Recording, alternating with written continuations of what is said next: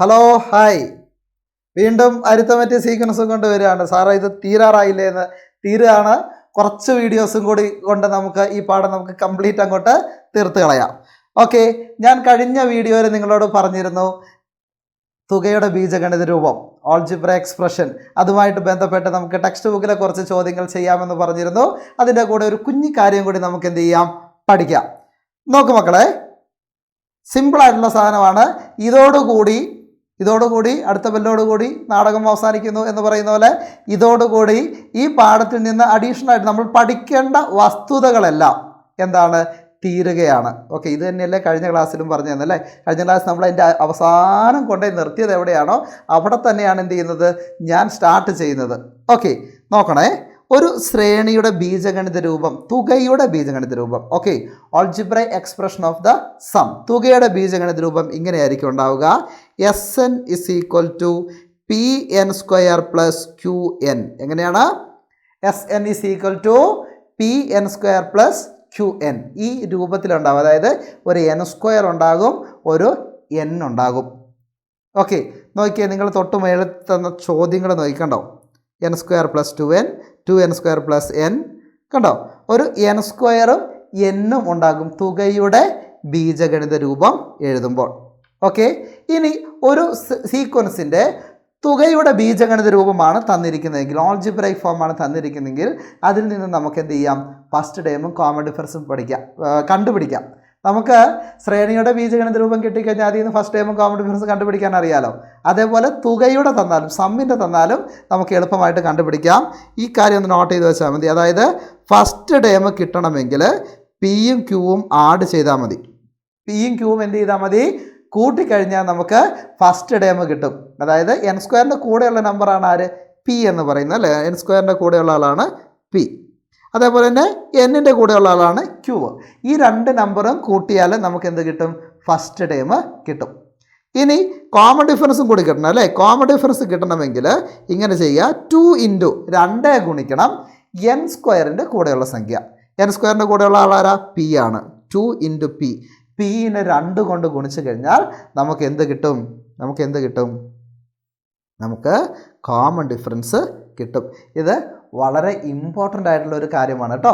ഒരു ശ്രേണിയുടെ സമ്മിൻ്റെ ഓൾജിബ്രൈക് ഫോം തരികയാണെങ്കിൽ ഫസ്റ്റ് ടൈം കണ്ടുപിടിക്കണമെങ്കിൽ p plus q and common difference കണ്ടുപിടിക്കണമെങ്കിൽ എന്ത് ചെയ്താൽ മതി, 2 ഇൻറ്റു പി ചെയ്താൽ മതി. ഇനി നമുക്ക് നമ്മുടെ ടെക്സ്റ്റ് ബുക്കിലെ ചോദ്യത്തിലേക്ക് പോകാം. ടെക്സ്റ്റ് ബുക്കിൽ ഇങ്ങനെ ചോദിച്ചിരിക്കുന്നത്, ചില സമാന്തര ശ്രേണികളിലെ ആദ്യത്തെ n പദങ്ങളുടെ തുക ചുവടെ തന്നിരിക്കുന്നു. ഓരോ ശ്രേണിയുടെയും n-ാം പദം കണ്ടുപിടിക്കുക. n-ാം പദം കണ്ടുപിടിക്കാൻ വേറൊരു ട്രിക്കി മെത്തേഡ് ഉണ്ട് കേട്ടോ. ട്രിക്കി മെത്തേഡുകളൊക്കെ നമുക്ക് പരീക്ഷ ആവുന്ന സമയത്ത് പഠിക്കാം. നോക്ക്, the expression for the sum of n terms of some arithmetic sequences are given below. Find the expression for the nth term of each. അപ്പോൾ തുകയുടെ ബീജഗണിത രൂപങ്ങളാണ് നമുക്കിവിടെ കിട്ടിയിട്ടുള്ളത്. നമുക്ക് ചില ചോദ്യങ്ങൾ മാത്രം, ഇത് ഏകദേശം 5 ചോദ്യമുണ്ട്. അതിൽ ഒരു 1-2 ചോദ്യങ്ങൾ നമുക്ക് ചെയ്ത് നോക്കാം. ബാക്കി നിങ്ങൾ എന്ത് ചെയ്യണം, ഹോംവർക്കായിട്ട് ചെയ്യണം. കാരണം ഇത് വളരെ എളുപ്പമാണ്, ചെയ്ത് തുടങ്ങും നമുക്ക് മനസ്സിലാവും. അപ്പോൾ നമുക്ക് ഒന്നാമത്തെ ചോദ്യം എടുത്താലോ. ഒന്നാമത്തെ ചോദ്യം എന്താണ്, n² പ്ലസ് 2n എന്നാണ്. ഞാനിങ്ങനെ Sn എന്ന് എഴുതിയേക്കുവാണ് കേട്ടോ, കാരണം ആൾജിബ്രൈക് ഫോം അല്ലേ തന്നിരിക്കുന്നത്. n² plus 2n. അപ്പോൾ നമുക്കിതിൽ നിന്ന് ഫസ്റ്റ് ടേം കണ്ടുപിടിക്കാം. അതേപോലെ തന്നെ കോമൺ ഡിഫറൻസും കണ്ടുപിടിക്കാം. എങ്ങനെയാണ് നമുക്ക് ഫസ്റ്റ് ടേം കണ്ടുപിടിക്കാം? ഫസ്റ്റ് ടേം എന്ന് പറഞ്ഞാൽ പി പ്ലസ് ക്യൂ ആണ്.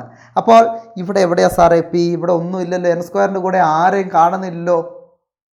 ഒന്നുമില്ലെങ്കിൽ അവിടെ എന്തുണ്ട്, ഒന്നുമില്ലെങ്കിൽ അവിടെ എന്തുണ്ട്, ഒന്നുണ്ടെന്ന് അങ്ങ് വിചാരിച്ചേക്കെന്നല്ല, അങ്ങനെയാണ് കേട്ടോ. 1n² ആണ് നമ്മൾ സിമ്പിളായിട്ട് എന്ത് ചെയ്യുന്നത്, n² എന്ന്. അപ്പോൾ 1 ഉണ്ട്. ഇനി പ്രശ്നമില്ലല്ലോ, പി കിട്ടണ ഫസ്റ്റ് ടൈം കിട്ടണമെങ്കിൽ എന്ത് ചെയ്യണം, 1 പ്ലസ് 2 എത്രയാ അല്ലേ, ഈ 1ഉം ഈ 2ഉം എത്ര കിട്ടി, 1 plus 2 which is equal to 3. കിട്ടിയോ? ദെൻ ഡി കിട്ടണമെങ്കിൽ ആദ്യം നമുക്ക് 2 ഇൻറ്റു എന്ന് എഴുതിയിട്ട് പെറുക്കാൻ പോയാൽ മതി കേട്ടോ. n² കൂടെയുള്ള സംഖ്യ ഏതാണ്, 1. 2 into 1 is equal to 2. So simple അല്ലേ. എത്ര പെട്ടെന്ന് കിട്ടിയെന്ന് നോക്കിയേ. ഫസ്റ്റ് ടൈം 3ഉം കോമൺ ഡിഫറൻസ് 2ഉം. ഓൾജിബ്രൈക് ഫോം എഴുതാനാണ് പറഞ്ഞത്. അതുകൊണ്ട് xn is equal to dn plus f minus d അല്ലേ. nth term of each. nth term എന്ന് പറഞ്ഞാൽ ഞാൻ പറഞ്ഞിരുന്നത് ആൾജിബ്രൈക് ഫോമാണ്. n എന്ന് പറഞ്ഞാൽ ബീജഗണിത രൂപമാണ്. So x n is equal to എന്തിൻ്റെ എഴുതുന്നത്? ശ്രേണിയുടെയാണ് കേട്ടോ. അപ്പോൾ ഡി എൻ, ഡി എത്രയാ? 2n plus f minus d 3 minus 2. X n is equal to 2n plus 3 2 കുറച്ചാൽ 1. So the answer is equal to 2n plus 1. കുറച്ച് ചെയ്ത് ഫാസ്റ്റ് ആയി കഴിഞ്ഞാൽ ഇത് അല്ലാതെയും വളരെ പെട്ടെന്ന് ചെയ്യാൻ പറ്റൂ കേട്ടോ. പരീക്ഷ സമയത്ത് നമ്മൾ അത് പറ്റി നോക്കുന്നതായിരിക്കും. അപ്പോൾ നമുക്ക് ശ്രേണിയുടെ ബീജഗണിത രൂപം കിട്ടി. എന്ത് കിട്ടി? 2n plus 1. അപ്പോൾ രണ്ടാമത്തെ ചെയ്യണ്ടല്ലോ. രണ്ടാമത്തെ ഇതേപോലെ തന്നെയാണ് കിടക്കുന്നത്. നമുക്ക് മൂന്നാമത്തെയും ചെയ്ത് നോക്കിയാലോ. മൂന്നാമത്തെ ചോദ്യം n² മൈനസ് 2n. കാരണം അവിടെ എന്ത് കിടപ്പുണ്ട്? ഒരു മൈനസ് കിടപ്പുണ്ട്. ഇനി മൈനസ് കണ്ടിട്ട് ഇനി ഒരു പ്രശ്നമായാലോ? നമുക്കതുകൊണ്ട് എന്ത് ചെയ്യാം? അതൊന്ന് ചെയ്ത് നോക്കാം. ഒരു വരയിടട്ടെ അവിടെ. ഓക്കെ, എന്നിട്ട് നമ്മൾ ചെയ്യണേ വേറെ കളറിൽ എഴുതിയേക്കാം. അപ്പോൾ s n is equal to n² minus 2n. ഇങ്ങനെ തന്നെ എഴുതി വെക്കണമെന്നൊന്നുമില്ല കേട്ടോ. അപ്പോൾ ഫസ്റ്റ് ടേം കണ്ടുപിടിക്കാം. F is equal to n² കൂടെ ആരുമില്ല.